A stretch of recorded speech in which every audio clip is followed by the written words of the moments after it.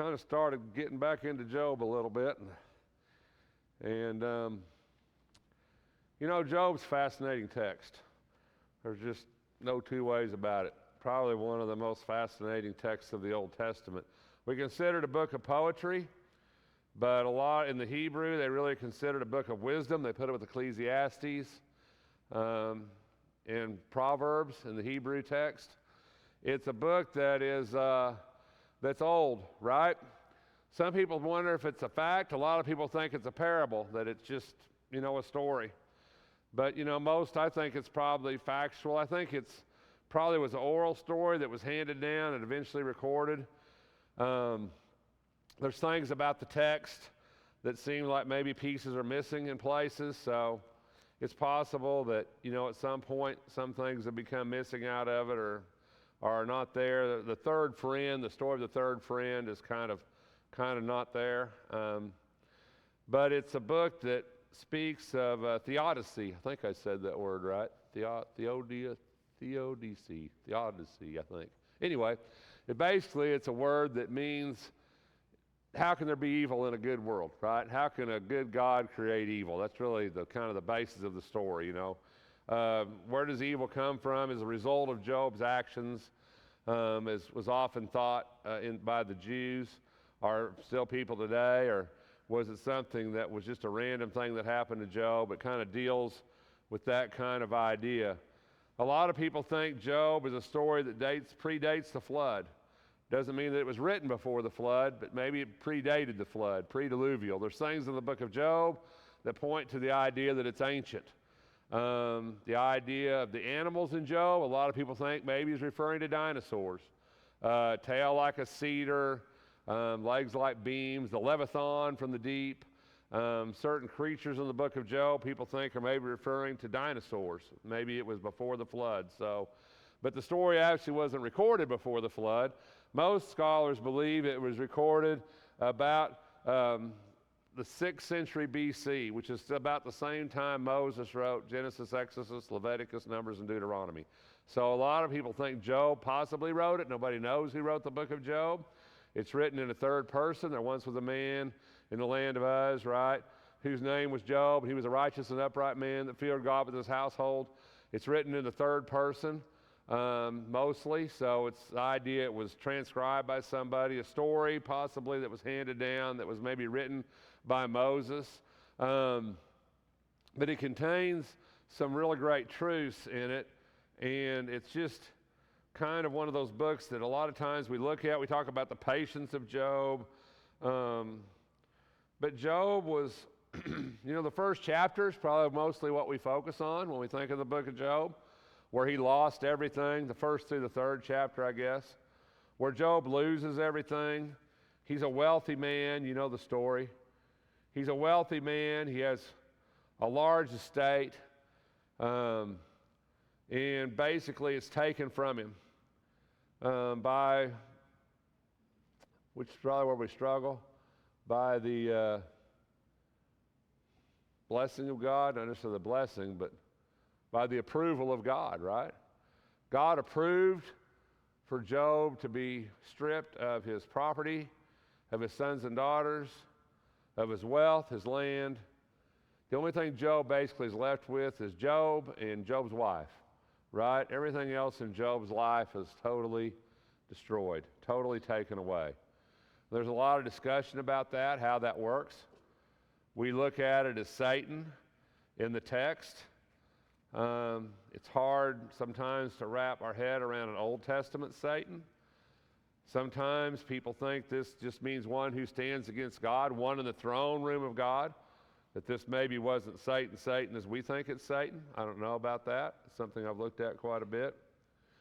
But I think the interesting thing, if you get a little bit into Job, is especially Job 20, chapter 1. I'm not even to my lesson. I might even get to my lesson. Anyway, so in Job chapter 1, verse 20, where Job arose and he tore his robe and he shaved his head and he fell to the ground and worshiped. I think it's, we see the nature of Job, right? In other words, Job loses everything. And you wonder, how would I react to that? How would you react to that?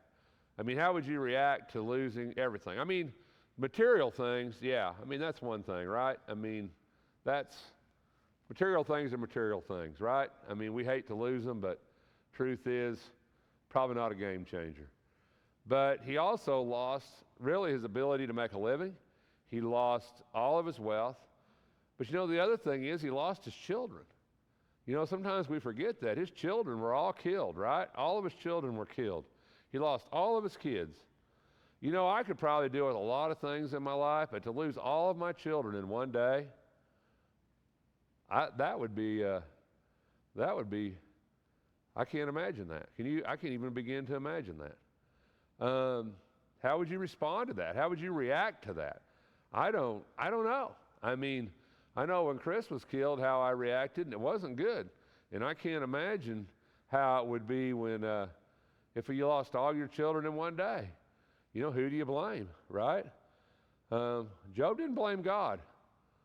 I mean, this is how come this text really deals with that idea. And Job didn't blame Satan, did he? Job recognized, understood a great truth in 20. He tore his robe, he shaved his head, he fell to the ground. I don't know that I would fall to the ground and worship if I lost my children. You know, it's one of those texts, you read it, and you think, my oh my, could I even be like this? You know, could I even be a Job? And he says, and he makes a statement. He says, naked I came from my mother's womb, and naked I shall return there. The Lord gaveth, and the Lord has taken away. Blessed be the name of the Lord. Through all this, Job did not sin, nor did he blame God. That's pretty big. I mean, I don't care who you are. That's pretty big. I don't even know that I can wrap my head around that statement. But Job understood that God was in control, that nothing in this life was Job's. Job understood that, not even his own life. You know, sometimes I forget that. Nothing in this world is mine. Nothing. I'm just simply borrowing it while I'm passing through. You know, I don't truly own anything because there's not a single thing in my possession that's not going to belong to somebody else at some point. I don't own anything. I'm just borrowing it. The clothes on my back, I'm just borrowing it. You know, if I died tomorrow, Susie probably donate this to Goodwill and somebody else would be wearing it on their back. I'm just borrowing it. The car I drive, the house I live in, I'm just borrowing those things. They're not mine. And you know, Job understood that. He said, the Lord giveth to me, and because the Lord gave it, it's God's. It's not mine, and God take it away. And he even understood that we talked about his children, that his children came from God, that God gave them his children, and that God gave it, and that God can take it away. And when you think about that, it's profound, isn't it?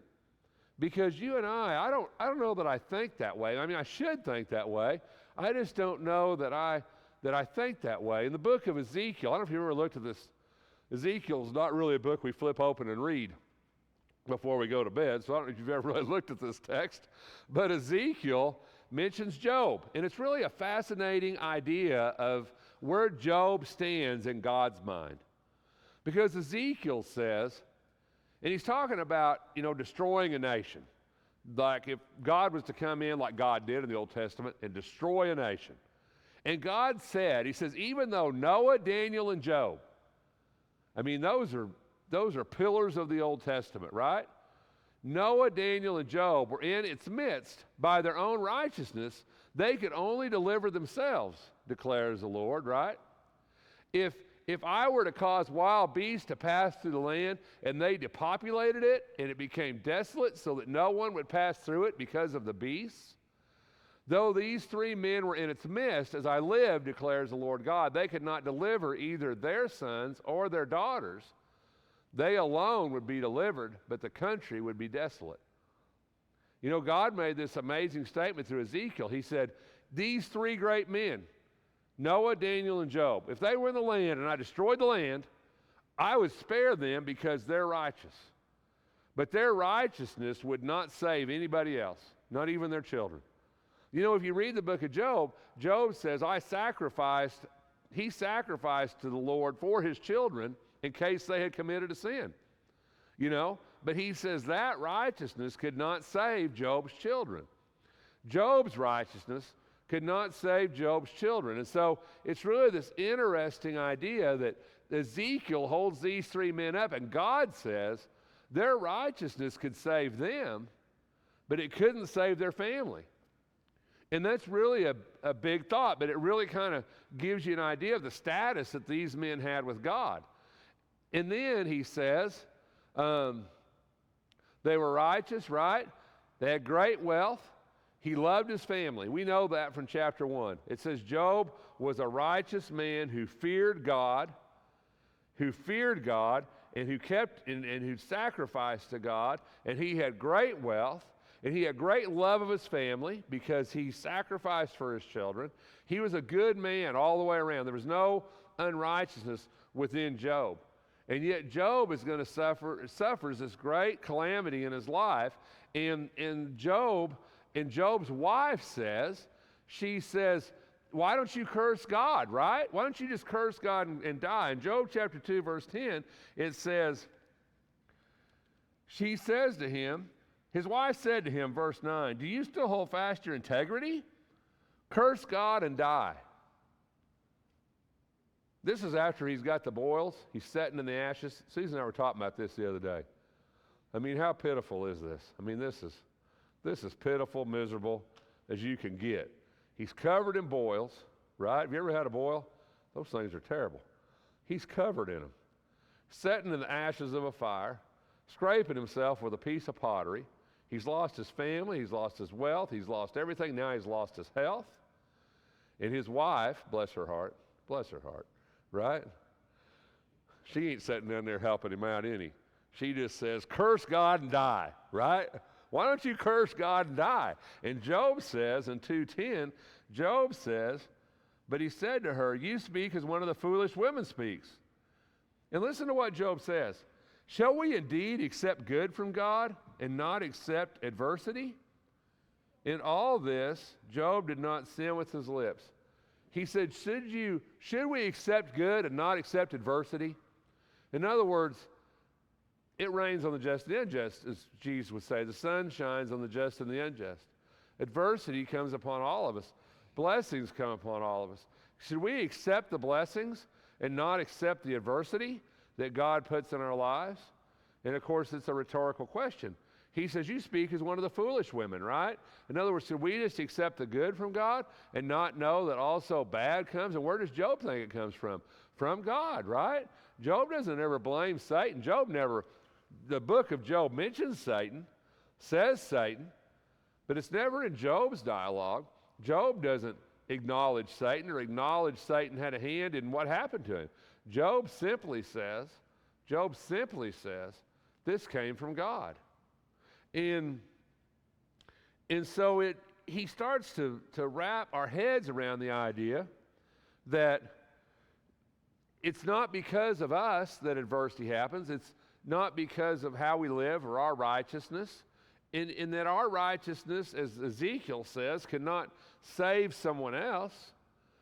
It gives the idea of our relationship to God and the idea that good and adversity comes from God, and that you and I need to understand that and need to accept that. You know, and I think sometimes we have a hard time doing that. We're like, well, all good things come from God. And that's true. James says all good things come from God, and I'm fine with that. But you know, James doesn't say that nothing adversarial comes from God. He just says all good things come from God. We understand that, right? So we deal with this much harder theological idea that we struggle with. How can a good God, how can a just God allow suffering, allow pain, allow adversity in our lives and in the world? Why do bad things happen to good people, right? Isn't that the idea here? And yet in all these things, Job has this understanding, this knowledge, this wisdom. And Job says, listen, right? We have to accept the good. We have to accept the bad. We have to acknowledge God. We have to understand that everything comes from God, that God allows it. And because God allows it, we have to accept it, and that doesn't make God any less of a God. And that's big, big idea to put our head around. And I think that I look at Job sometimes and I think, how did Job do that, right? How did Job have that? And that's how come I think some people think Job's a parable. Because it's like, who could be Job? Right? Who could be Job? But yet the Bible speaks of Job in other places, Ezekiel, other places in Scripture, which leads credence to the idea that this is a real guy, a real character in a real setting that lived. And not only that, it's specific, isn't it? There was a man named Job, a righteous, upright man lived in the land of Uz. I mean, it's very specific. This is this guy. This is where he lived. This is how he lived. This is the guy that he was. This is the person that he was. It doesn't have the feeling of a parable, right? Once upon a time in a land far away, there lived a man. That's not the story. And so we really start to wrap our head around this harder idea of Job.